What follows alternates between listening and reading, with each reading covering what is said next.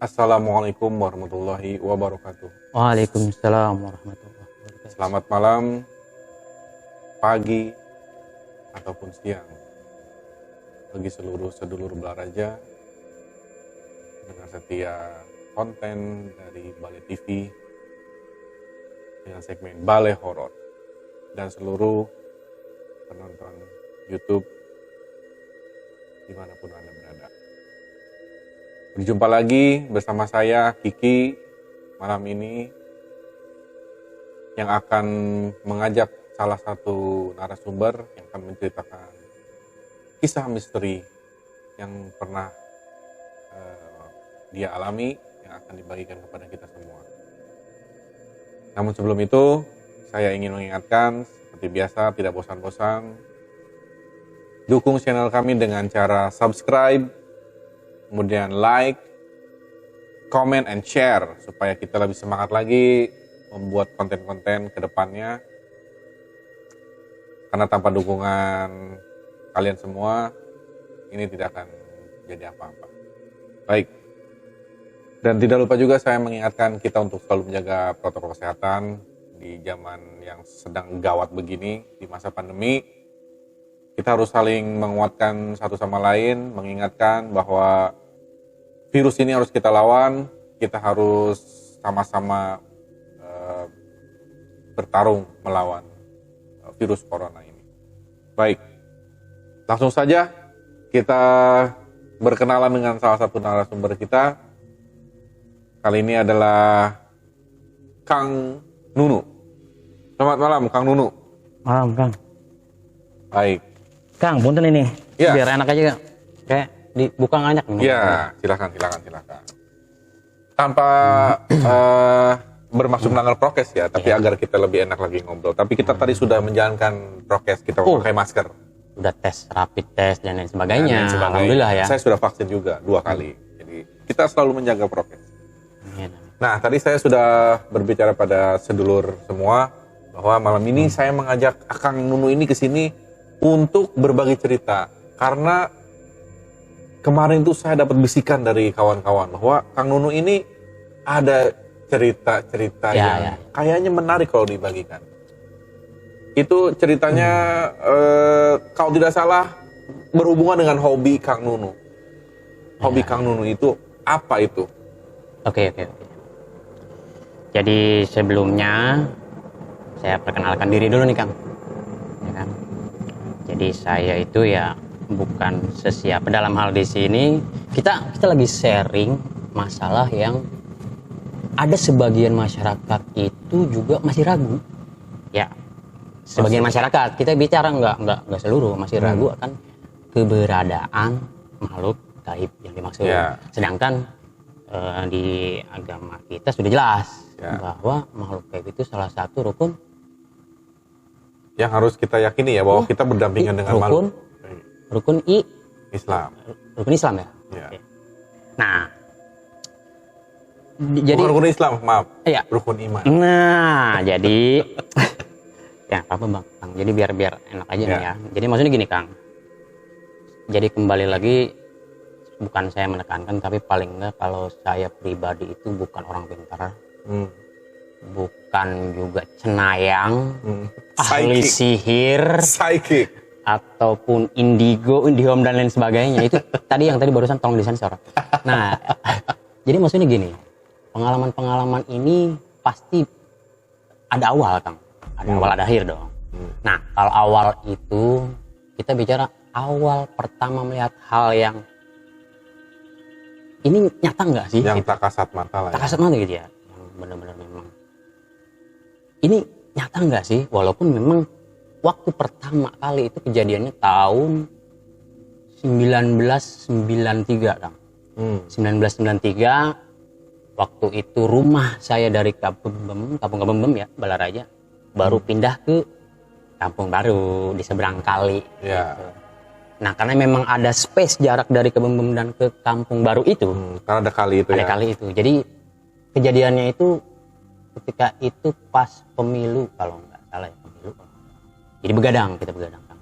Karena memang bocil, awal seneng begadang ya kan. Lupa waktu. beberapa waktu, dan kebetulan juga itu malam minggu Kang. Malam minggu. Libur sekolah gitu kan, kita begadang, dan akhirnya mau tidak mau waktu itu sudah kisaran jam 2 subuh kan. Jam 2 subuh pulang sendiri dari Kampung Kabumbem. Saya kasih gambaran dulu nih Kang. Kabumbem dulu itu yang arah ke kali itu tahun segitu itu luar biasa sepi. Belum ada rumah-rumah. Belum ada rumah-rumah. Sekarang kan udah ada toko apa ya gitu ya. Nah itu dulu itu sepi, dan dulu itu ada bangunan namanya bangunan balai desa. Dan itu ada satu pohonnya itu namanya pohon Ambon. Ya, apalkan pohon Ambon itu besarnya waduh luar biasa. Itu pohon legend lah. Legend lah pada waktu itu. Nah, saya pulang itu sudah di hati saya ini ragu Kang. Ragu pulang, jangan pulang. Sekitar jam berapa itu? Jam 2. Jam 2 pagi? Jam 2 pagi ya. Pulang, jangan pulang. Dan teman-teman sebenarnya udah nginep aja kan gitu, walaupun memang lagi ngumpul di gardu pada waktu itu. Tapi karena memang punya pulang nih kan gitu. Lena naon, sieun di sabetan, namun teu balik ya kan. Ya udah deh pulang. Percaya nggak percaya itu Kang ya. Karena perasaan gamang gitu pulang. Begitu pulang dari arah selatan sana gitu ya, yang tadi yang saya bilang itu gedung ya, gedung balai desa. Dan ada pohon Ambon itu shadow, bayangan gitu, set, gitu kan, set. Jaraknya belum jauh di sini, ya kasar bisa sampai 30 meter, tapi udah mulai kerasa, siapa itu kan, set, gitu kan. Semakin dekat, dan itu terhalang oleh apa ya nama jenis pohon itu, kangkung Bandung. Oh, kangkung ya Bandung. Kan? Ilalang nggak jelas Ya, kangkung Bandung. Yang ada buahnya suka dipakein senjata waktu kecil mah. Isanes, kangkung Bandung mah itu sejenis ilalang. Tadi dulu bentar, ini kita ngobrolin apa sih? Ya pokoknya itulah. Ya, tanaman-tanaman yang liar gitu kan. Ya. Krisek gitu. Pokoknya ini semakin dekat Kang. Dan luar biasanya karena hati ini masih pulang, lari jangan kayak gitu Kang. Tiba-tiba semakin dekat di Kampung Bandung. Nah saya jalan itu setapak Kang, jalan belum, jadi baru penetrasi cuma batu tanah, gitu, batu kali tanah, jadi nggak ada. Wah pokoknya jalannya rusak. Nah tiba-tiba gitu semakin dekat, blak, langsung di depan begini, posisi 2 meteran lah jauhnya. Ya, itu apa makhluknya berbentuk? Nah, itu dia. Itu makhluknya kalaupun harus digambarkan, itu kayak tentara Spanyol. Ini. Tentara asli serius. Ininya hancur, ya kan? Ya baju-bajunya baju perang gitu, kan? Inlander, ya kan? Baju Inlander gitu kan? Demang-demang master. Nah, tapi tanya dong kakinya. Company. Iya, itu tanya kakinya. Nggak ada kakinya. Jadi terpaku melihat dari hadap-hadapan 2 meter gimana sih? Begini saya ngelihat ke kakinya, nggak ada kakinya gitu. Saat hampir sekitaran 2-30 detik, hampir balik kanan, langkah 1000 dengan teriakan yang khas Kang. Satu kampung keluar semua. Serius, ini bisa disaksikan gitu. Maksudnya bisa saksi ada apa segala macam. Satu kampung keluar semua. Iya. Itu kakinya dari mulai pangkal kaki atau dari lutut ke bawah? Lutut aja. Oh. Jadi lutut karena dia camping-camping gitu Kang ya. Mukanya sudah sebelah tengkorak gimana sih Kang? Tapi topinya itu loh khas itu. Topi tentara Spanyol zaman dulu gimana sih? Baja gitu. Nah, itu seperti itulah. Dan itu di situ itu pengalaman pertama saya dijegat itu. 2 meter posisinya. Itu saking terkesimanya sampai hari ini masih ingat ya kejadian itu ya. Karena kejadiannya luar biasa. 92, 93 ya, 92 kalau nggak salah itu. Dan memang membekas Kang. Nah tapi gini, kenapa saya harus ceritakan itu dulu?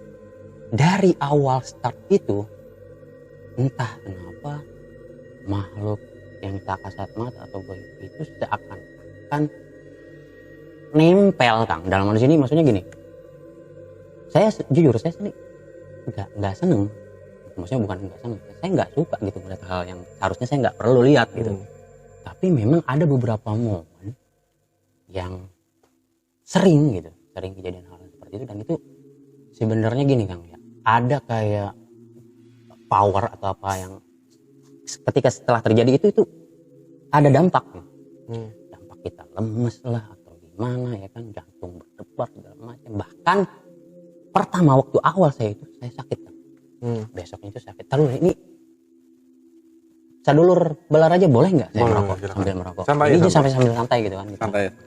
Karena memang cerita ini panjang nih Kang. Nah, jadi itu minta waktunya nih kalau memang perlu ini berita. Jadi sampai akhirnya sakit saking sawan, kalau orang sini bilang sawan. Sawan bangkai. Coba sih sawan bangkai. Kalau di Cisoa pada sebutnya, itu disebutnya sawan hejo. Sawan hejo.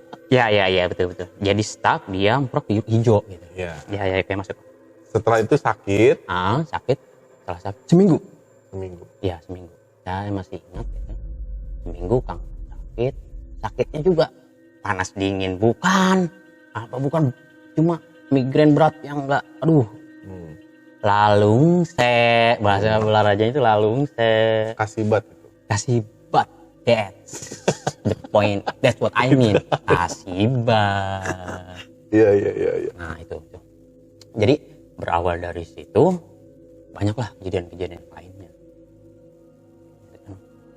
Nah, apakah itu kejadian pembuka ke kejadian berikutnya ya? Akhirnya jadi bisa ketemu lagi sama makhluk astral itu. Ada kemungkinan ke sana karena memang gini Kang. Setelah kejadian itu seolah-olah itu seperti kita bicara six sense nih ya. Six sense, walaupun saya sendiri juga bingung six sense itu apa. Cuma maksudnya gini. Seperti ada sign atau pertanda gitu. Entah itu mungkin dari kodam atau hal gaib itu, seperti seolah-olah memberitahu, coba lihat ke kiri, coba lihat ke kanan gitu kan. Nah, itu sudah ada tanda dulu gitu. Sebelum melihat hal seperti itu seperti ada tanda sign gitu. Iya, mungkin maksudnya itu kayak semacam bisikan dalam hati ya. Gitu. Itu betul. Dan itu lebih terasah, seperti seolah-olah lebih terasah kan. Dan itu bukan keinginan saya seperti itu. Maksudnya gini, itu bukan hal yang menurut saya bukan hal yang baik. Kenapa? Kenapa baik? Itu tadi kasibat bisa menyebabkan kita sakit, paranastiris dan lain sebagainya gitu kan. Nah, tapi pengalaman awal itu gitu kan, bertambahnya juga umur, usia kan gitu. Itu mulai sedikit penasarannya ada Kang. Pastilah manusiawi kan. Benar ada nggak sih gitu. Padahal saya sendiri sudah menyaksikan gitu ya, yang pertama itu udah nyaksiin benar-benar memang seperti itu gitu. Nah, setelah bertambahnya umur Kang gitu kan, usia, sempatlah kejadian yang kedua ini. Nah, kejadian kedua ini space-nya waktunya jauh panjang. Itu saya sudah tidak sekolah gitu kan, sudah tidak sekolah lagi. Terus sempat jaga studio juga tuh di daerah Balaraja, masih di daerah Balaraja jaga studio. Nah, kejadiannya itu gini Kang, malam-malam. Kejadiannya malam-malam setelah latihan, kita iseng jamming. Setelah beres latihan, pengen pipis, buang air ya kan, ke toilet. Sama teman-teman yang masih ada di studio di dalam, izin saya buang air nih. Karena memang studionya sendiri saya yang jaga kebetulan sana. Nah, saya ke toilet. Cuma dari awal selangkah kaki saya dari studio itu ke toilet Kang, itu udah berat, udah lain. Itu tadi yang saya bilang, seperti ada pertanda atau bisikan di hati, gitu kan. Ulah kadinya, gitu kalau bahasa Sundanya nih atau bahasa Balatnya. Iya, firasatnya udah begitu ya. Iya, firasat ulah kadinya. Tapi karena kebelet Kang, Iya. Coba bayangin, nggak mungkin kali. Saya inget kayaknya toiletnya. Itu inget kan sih? Kayaknya toiletnya itu persis banget di belakang studionya ya. Betul itu. Iya, saya ingat itu. Karena studio itu legend juga dulu. Banyak band-band metal di sana. Betul. Nah, terus. Nah, jadi di toilet itu saya melakukan hal yang tidak senonoh. Nah, ini sebenarnya jangan ditiru.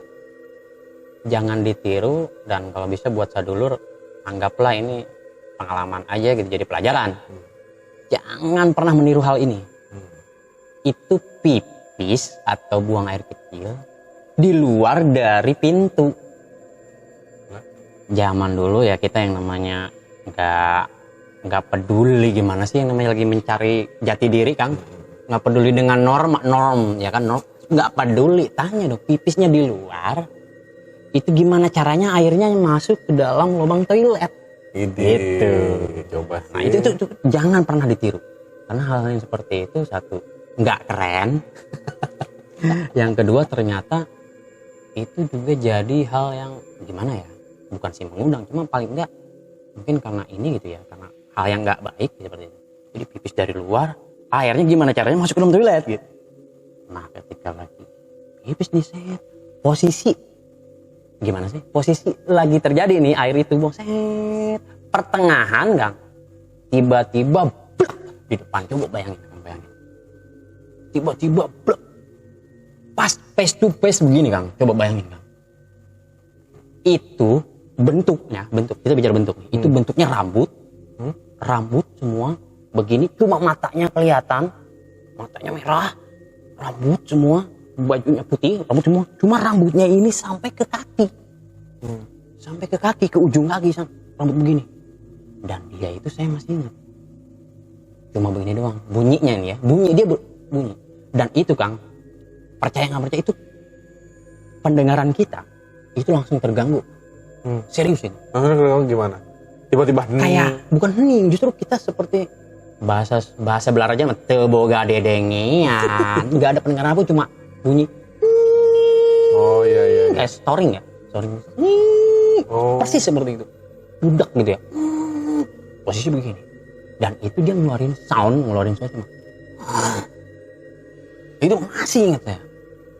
Masih ingat sound itu seperti gitu. Gimana sih? Bisa face to face, coba bayangin, Kang. Begini nih. Begini ya. Itu. Begini nih. Pas begini. Dengan rambut yang tembus sampai ke bawah. Kayak suara babi gitu maksudnya. Iya. Gimana sih orang mendengkur, persis seperti orang mendengkur. Begitu. Dan di situ tanya, saya itu didatangi oleh Ratu Kuntilanak, Kang. Coba bayangin. Ratu, bukan cuma kuntilanaknya doang, Kang. Ratunya. Nah seperti itu. Tapi itu yang membentuk saya, Kang, setelah 2 kejadian itu membentuk saya untuk udah sih, gitu.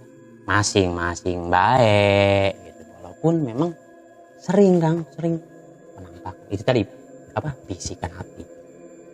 Nah kalau misalnya memang kita mempertajam itu dan mau peduli itu, saya yakin semua orang pasti akan menemukan hal-hal kalau diasah gitu ya. Ada kode. Oke. Berarti itu yang kejadian yang kedua di studio musik ya. Nah setelah itu yang berikutnya itu bagaimana? Jadi gini, karena yang berikutnya itu terjadi di 2010 sampai sekarang, terus juga ketambah dengan itu tadi ya, keberanian yang sudah ada gitu ya, yang udah enggak sih, coba gitu kan, masing-masing baik. Nah akhirnya jadi gini, awalnya itu saya bukan membentuk, tapi palingnya gini, saya membuat. Jadi gini, Kang, ini namanya saya buat shrimp catcher. Shrimp catcher itu para pemancing udang, udang galah. Nah buat sadulur, lobster air tawar ya. Lobster air tawar. Jadi gini, buat sadulur Balaraja di Balai TV, kalau memang asli orang Balaraja itu pasti paham apa yang disebut dengan mancing udang galah seperti apa. Karena memang satu, udangnya itu juga different ya, bukan udang seperti yang tanya dong, bukan yang ada di peyek itu. bukan udang itu, tapi udangnya besar, capitnya biru, nah udang galah lah. Atau mungkin orang Jawa Kresek Ronjo bilangnya bandan. udang bandan, nah itulah. Atau udang itu nocturno ataupun nokturnal ya, jadi memang mencari mangsa yang sering itu, yang intens itu Aktifnya di malam hari. aktifnya di malam hari. Nah itulah, akhirnya mau nggak mau mancingnya juga harus malam kan. Nah, jadi kalau udah mau mancing udang Kang, itu otomatis udah izin dulu nih sama yang di rumah. Sehari atau paling enggak 2 hari.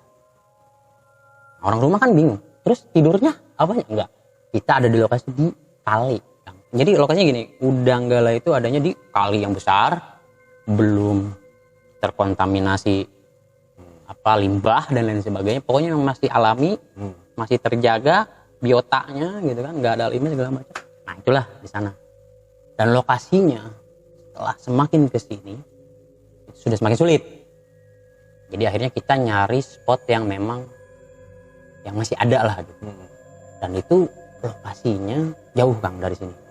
Pasti yang jarang dijamah orang ya. Nah, karena lokasinya satu jauh, jarang dijamah orang, otomatis rumah penduduk pun juga jauh Kang. Jauh. Itu kali besar, hutan, pinggirnya kiri kanannya kan gitu. Nah, kita bermalam di sana. Coba bayangin. Iya. Itu udah pasti spooky lah. Nah, dan memang para pemancing udang galah khususnya yang sudah lama atau yang sudah punya pengalaman, pasti itu Kang, pasti berpengalaman dengan makhluk gaib. Satu, tempatnya, lokasinya Kang, ya kan. Terus yang kedua, posisinya malam kan. Nah, ini pengalaman saya pribadi. Begitu pertama saya mancing itu lokasinya di Ciujung, kali Ciujung itu tapi aliran dari Pamarayan. Berarti ada di daerah Lebak sana ya, Pamarayan. Nah, terus ini ke Ciujung sana Serang. Nah, spot yang kita datangi awal yang pertama itu ada pabrik es. Pabrik es ini sebenarnya masih aktif. Entah tahu ya beroperasi apa enggak, cuma memang nggak pernah lihat gitu ya. Nggak pernah lihat beroperasi atau enggak gitu ya. Jadi di belakang pabrik itu jauh dari rumah pemukiman warga gitu kan. Nah, jadi dari awal itu saya sudah, nah itu tadi bisikan hati itu, jangan ke kanan gitu kan. Jangan ke kanan. Awal nih pertama mau masuk spot ya. Tapi karena kondisi malam gelap, saya nyari jalan kan gitu. Boncengan Kang, biasa bawa motor. Boncengan bang, saya yang bawa. Nah, begitu belok kanan, padahal bisikan hati jangan ke kanan, tapi saya belok kanan. Bodoh kan. Beloklah kanan. Ternyata motor saya ini ban depannya nabrak Nissan kuburan yang ada kain putihnya, coba bayangin. Sampai bentuknya miring. Iya miring gini. Aduh, udah newel mau jatuh ya kan. Ya Allah. Nah, setelah ditabrak waktu Nissan itu, astagfirullahaladzim. Teman-teman udah ketakutan, balik kanan aja. Ceng. Dia terus tetap lanjut kan, karena posisinya naik ke sini mau ke bibir kali gitu kan. Turunlah motor, taruh di situ di pinggir kali. Mancinglah kita kan setelah kejadian itu ya. Kita mancing baru 1 jam kan setelah kejadian itu, baru 1 jam itu sudah ada bunyi yang nggak wajar awal. Bunyi apa itu? Bunyi bebek. Hos gitu. Karena memang penerangan gelap, kita pakai headlamp. Saya coba cari sumber suara ini dari mana. Suara bebek. Best friend di pinggir, saya tanya, Nyong, ada bunyi bebek Nyong? Gak tau lah. Karena memang dari awal dia sendiri udah pengen, ayo kita balik aja lah, kan gitu. Akhirnya dia mancing pun mau nggak mau, daek tea gitu. Ya udahlah. Saya tanya, ini kok ada suara bebek? Makin aja nih dia merengket gitu kan. Tapi karena itu tadi, kembali lagi karena sudah bukan berpengalaman, bukan Kang ya. Tapi saya sudah tidak peduli sebenarnya. Sudah merasa tidak peduli. Bebek doang kali. Setelah itu jadi ada satu lampu Kang. Satu lampu dari pabrik itu. Ada satu lampu mungkin 5-10 watt lah dari pabrik, tembok pabrik itu nyorot ke arah kali. Gitu kan. Nah, otomatis kalau ada yang berdiri di tembok itu ada bayangan, ada shadow kan, ada bayang gitu. Nah, yang kedua ini setelah bunyi bebek setelah 15 menitnya tiba-tiba kita memancing kok terhalang oleh bayangan yang gelap, ya kan? Cuma gini, yang harus berdiri ini harus di atas 4 meter baru ketutup, baru bisa ada bayangan gitu. Ya baru bisa ketutup gitu loh, lighting lampu tadi 4 meter jauh bayang. Nah sekarang makhluk apa yang berdiri menutupi cahaya lampu setinggi 4 meter? Tapi waktu itu nggak kelihatan juga wujudnya. Posisinya kita berdua langsung karena penasaran kan, jadi gelap. Kita langsung tengok. Itu berbentuk kan, hitam, nutupin lampu. Gimana sih? Ketutup lampu, tapi kan mungkin karena ada lampu dari belakangnya kan kelihatan. Gitu. Ya, tapi dia menutupi kita gitu, maksudnya menutupi lampu. Nah, 4 meter. Karena memang tinggi dari tembok pabrik itu 4 meter lebih. Belum lagi tiang dia ya, tiang lampu dia. Nah, itu ya Allah, itu anyung nih teman, kayak langsung digulung. Pancingan dia langsung digulung kan, gulung short, langsung ngampar samak, tidur. Bisa tidur lagi panik begitu ya? Panik tetep dia ketakutan begini kan, gemeter. Weh, ngapain nih? Udah lanjut. Karena itu tadi ya, karena cuek aja pengen tahu nih, karena memang baru awal start, nggak ada pengalaman apapun belajar mancing udang ya kan, udah pengen tahu seperti itu. Saya coba acuhkan itu kan, saya coba tidak peduli gitu ya. Dan yang lebih ekstrim lagi, selang dari hampir setengah jam setelah itu, pukul 2.30 sebelum tahrim, itu tiba-tiba kain itu nyamber kamu ke kepala, set bentuknya kain ya, set warna putih lah, set cuma kain aja gitu, set kita lagi mancing bisa marah gitu kan. Nah karena waktu berangkat itu enggak cuma berdua, banyak kan, cuma memang lokasinya agak jauh-jauh kan, jauh-jauh kisaran 40 meter kemudian teman-teman ada gitu. Itu dari ke-7 orang yang berangkat bareng itu semua dengar suara itu. Itu semua dengar. Dan posisinya itu mereka melihat kita lihat kan. Karena memang posisi lagi nyamber itu dengan sound itu, dengan berbunyi seperti itu Bang, coba. Wah, tanya dong yang lagi tidur. Mangkin aja ya kan. Aduh. Tapi karena memang jangankan cuma nyamber gitu, yang udah sampai cerita awal saya tadi face to face sampai ngeluarin bunyi begitu aja saya udah alamin gitu, cuek aja kan, karena saya yakin kok mereka nggak akan bisa gimana gitu. Selama kita yakin, karena kita punya Allah yang ada bareng sama kita gitu, kita yakin insya Allah. Nah itu pengalaman pertama saya sampai tahrim, dan begitu terdengar azan subuh bangun ya kan, entah itu suplemen dari mana merasa berani bangun, pulang gitu. Menarik juga ceritanya. Ternyata mancing tengah malam itu penuh dengan adrenalin ya. Kalau mau coba yuk boleh, kita tinggal kita tentuin schedule kapan. Tidak, ya. Terima kasih.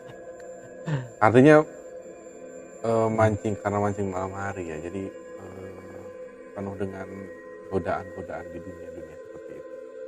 Selain itu, Kali Kresek. Nah di Kali Kresek itu, Kang, karena memang ya itu juga sama persis, nggak ada jauh dari pemukiman warga, bahkan spot yang awal itu di seberangnya ternyata setelah siangnya saya baru tahu ternyata itu makam TPU besarnya, bahkan sampai 1 hektaran kali ya. Itu memang makam terbesar Kang di Kresek itu. Karena posisi berangkatnya malam, kita nggak tahu tuh ternyata di seberang itu makam Kang. Jadi berangkat berdua. Ini kita cerita lagi nih ya, ceritanya itu tadi di Kresek. Yang kedua ini lebih menurut saya lebih unik. Uniknya gini, mancing berdua baru nyampe di lokasi pas jam 1 malam. Karena berangkat jam 12 itu pun juga awalnya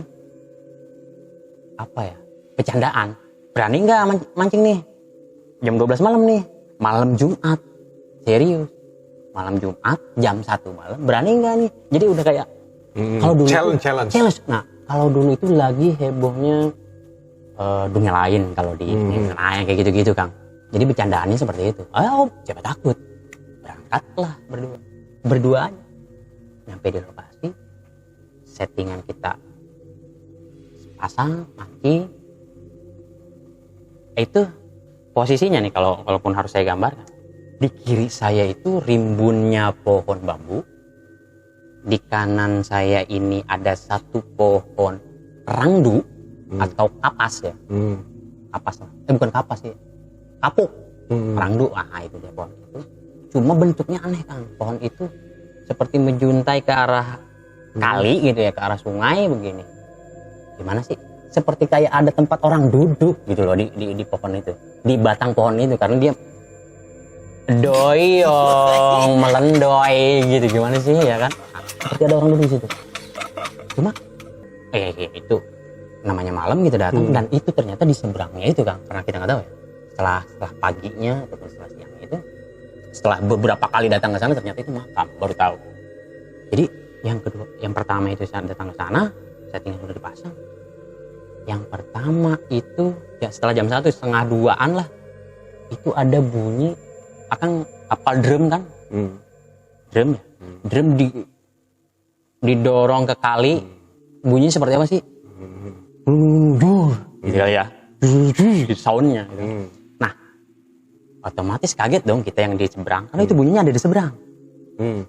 Kita nyalain nih headlamp, riak air pun nggak ada. Itu nggak ada gelombang nggak ada riak air, nggak ada, normal aja. Tapi bunyinya jelas, bahkan bukan cuma saya yang dengar, temen juga gitu kan. Apa itu? Bahkan dia yang apa itu gitu kan, karena kaget. Tapi kita sorot, kita pakai headlamp, pakai lampu, nggak ada apa-apa.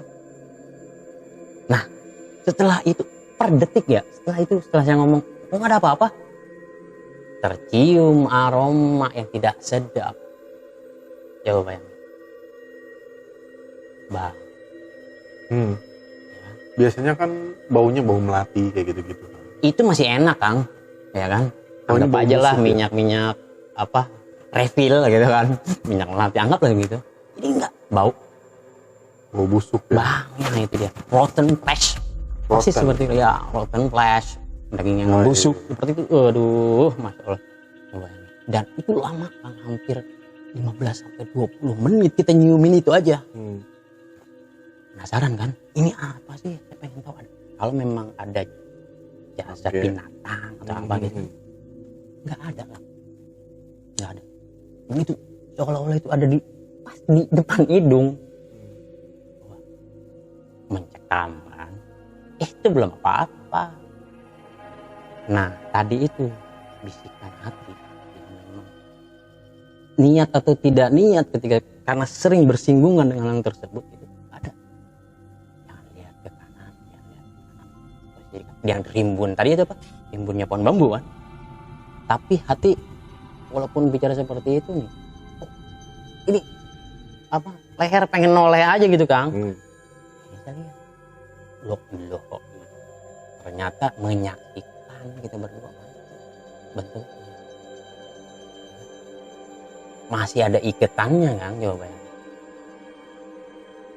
Tapi saya nggak mau bikin panik. Saya sudah lihat nih, baik aja Kang.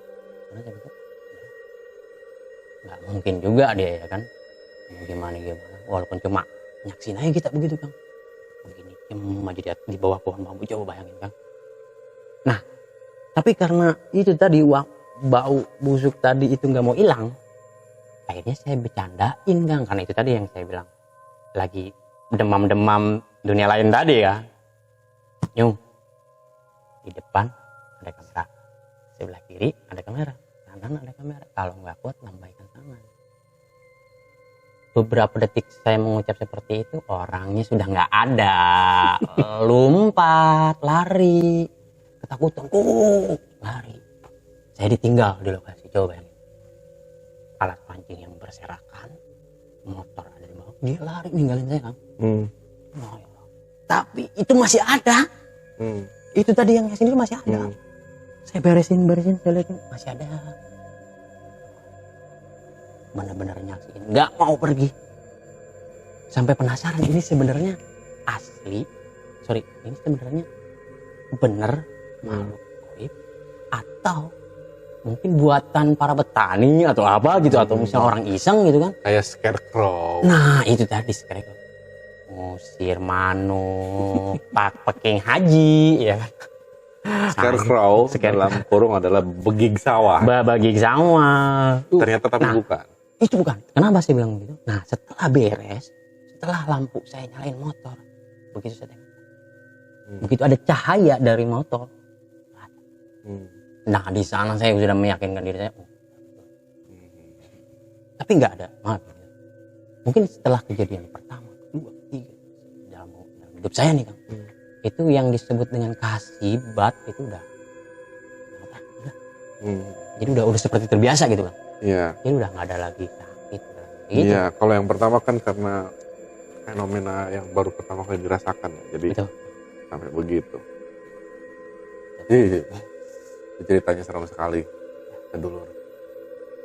Mudah-mudahan bisa menghibur teman-teman sedulur yang senang dengan cerita mistis. Itu tadi rentetan cerita yang dikisahkan oleh Kang Nunu. Tapi kita selalu ingat bahwa kita memang berdampingan dengan dunia gaib kita. Kita ada di dunia kita, mereka ada di dunia mereka. Gitu ya. Kita harus memang meyakini bahwa kita berdampingan dengan Tuhan. Kita sama-sama diciptakan oleh Allah Subhanahu wa taala hadir di bumi ini. Karena memang disebutkan juga dalam Al-Qur'an bahwa Allah itu menciptakan manusia dan jin.